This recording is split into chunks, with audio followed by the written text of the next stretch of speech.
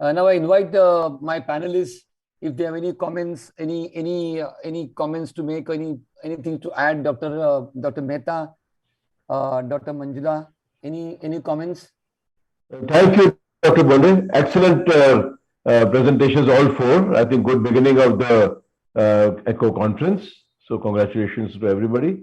All speakers stuck to time, and I think the content was very good and easy to follow. So we have several questions also, Dr. Bonde. I'm sure you will address those on the chat box. The first question, not several. There are only 3 or 4, I think I can see. Yes. First question is, why dP by dt is taken at 1 and 3? Dr. Deepak, this I think this you can take up the question. Dr. Deepak?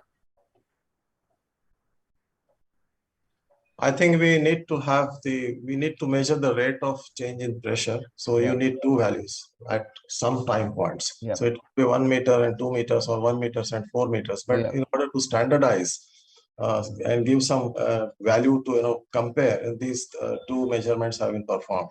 And I think these are reasonable flow velocities which you may be able to get in presence of moderate MR. If you look at 4 meters or 5 meters velocities, those may not be possible to get in most patients. So I think as a matter of consensus, these numbers may have been given, but there is nothing to stop you from measuring the rate of pressure change in any two given points. Yes. Yeah, I agree with you. The standardized values are given for 1 and 3 meters. Yes.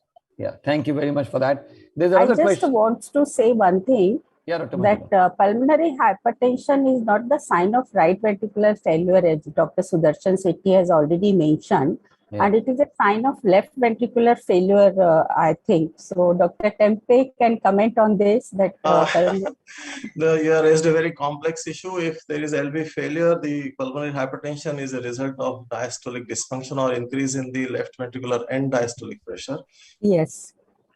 See, acute, those I think partly which the leads question to has post-capillary pulmonary hypertension. It can also, it can be the RV dysfunction and pulmonary hypertension are inseparable. If there is RV dysfunction, it is usually because of the pulmonary hypertension, and if there is pulmonary hypertension, the RV dysfunction is likely to be there. So I don't think the LV dysfunction will also lead to pulmonary hypertension, but there are various types of pulmonary hypertension, and I don't think this is the forum or the for the discussion. To discuss at this point of time. If the chairpersons permit, I can elaborate more on that, but I personally think this is not the area of discussion for this session. Acute pulmonary hypertension can produce RV dysfunction and failure, but RV dysfunction and failure doesn't lead to pulmonary hypertension. It's the reverse which is true, and it's more important in an acute situation. You have pulmonary embolism, you have severe ARDS to produce pulmonary hypertension, and that will lead to RV dysfunction. So I think that is it's not the reverse which is true. Yeah, but however, in clinical practice, I feel that it is very important for the echocardiographer to differentiate pre-capillary pulmonary hypertension from post-capillary, because post-capillary, because of left heart disease, is not usually amenable to endothelin receptor antagonists, sildenafil, and so on. And people are wrongly prescribing these drugs to post-capillary pulmonary hypertension, where these drugs are usually harmful. So it is very important to distinguish pre-capillary versus post-capillary. And there was a beautiful paper recently, which was validated in 3 different studies later on by Dr. Daryl Burstow and Amalgam from Australia, about how to differentiate pre-capillary and post-capillary. And though this is not a forum, I'll just give a quick hint that when you take a peak TR velocity in meters per second and divide that by E prime, if this ratio, peak TR velocity in meters per second divided by E prime, if this ratio is less than 0.25, it is usually goes in favor of post-capillary PH, and more than 0.3 goes in the favor of pre-capillary PH. So this is just a broad statement that I'm making.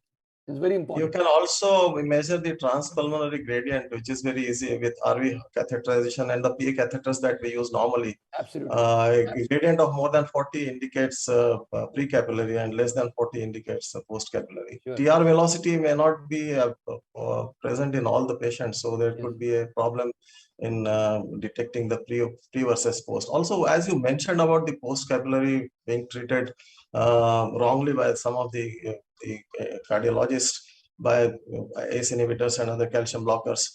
Here, I would like, from the point of view of anesthesiologist, let me make a point here that post-capillary pulmonary hypertension is usually faced by the cardiac anesthesiologist in left heart valvular diseases, mitral valve disease, or aortic stenosis also sometimes. And those post-capillary hypertension in presence of mitral valve disease, they regress very quickly because they are predominantly related to the valve which has been restored to normal. Whereas in aortic stenosis, it does not regress to normal soon after surgery because it is due to the concentric hypertrophy and LV dysfunction. And one has to wait till the LV remodels over a period of time for this pH to decrease. So it influences the morbidity and mortality in the postoperative period. Sure. So we have deviated a bit, but since it was required at present, sir. Thank you very much.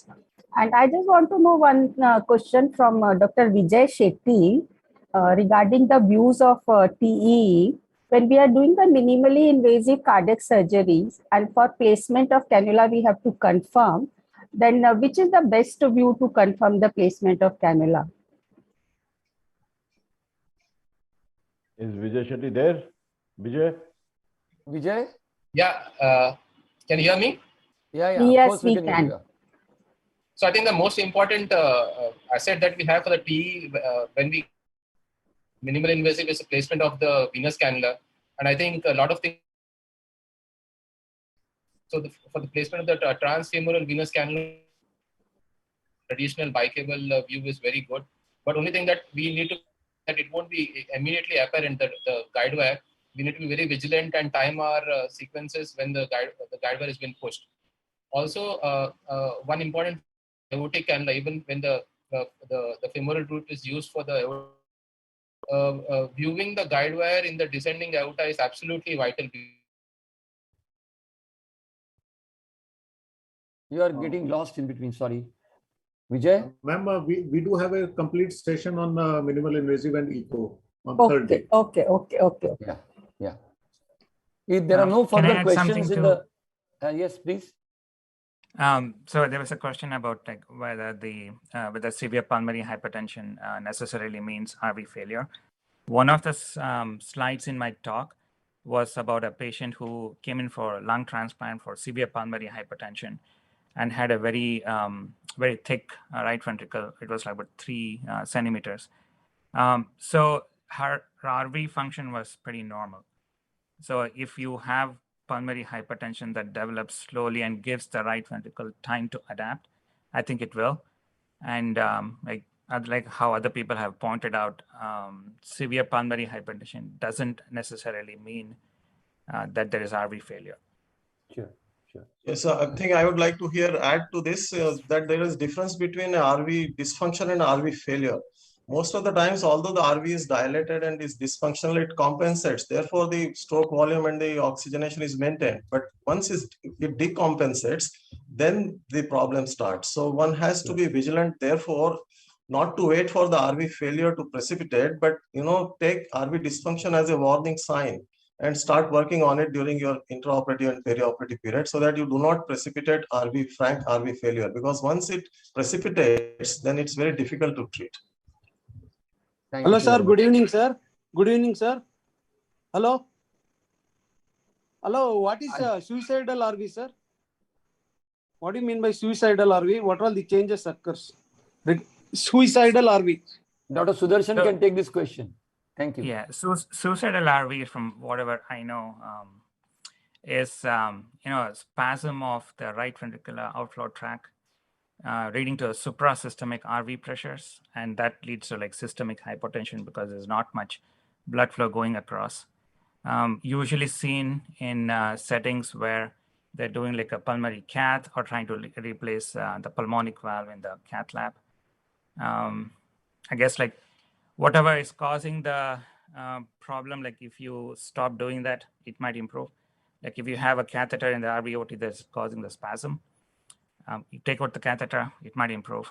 And, trying to optimize the RV function itself, reducing afterload for the RV, maintaining preload, adding contractility. I guess it's like symptomatic management at that point. Thank you very much indeed. Thank you, there are sir. no questions in the chat box now. If with the permission of the panelists, can I share my screen for a minute, for just 10 seconds? Yeah, and after that, Yeah, you you should close can. it, please. Yeah. Yeah. Can I share? After that, we should close the session. Yes, please. Yeah, Yeah. please go ahead. Yeah. So this is, can you see the screen? Yes. Yes.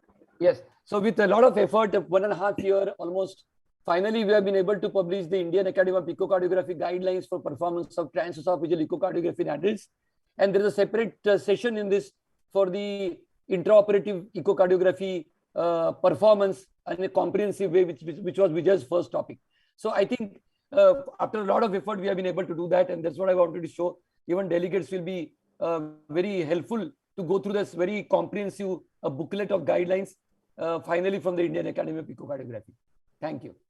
I think we should cite this more often. I have often seen that the Indian doctors do not cite our own guidelines. They cite Western guidelines. So if they are in existence, please, all the authors, they must at least cite these guidelines in their writings, all the writings. Just published 4 days ago. So thank you very much.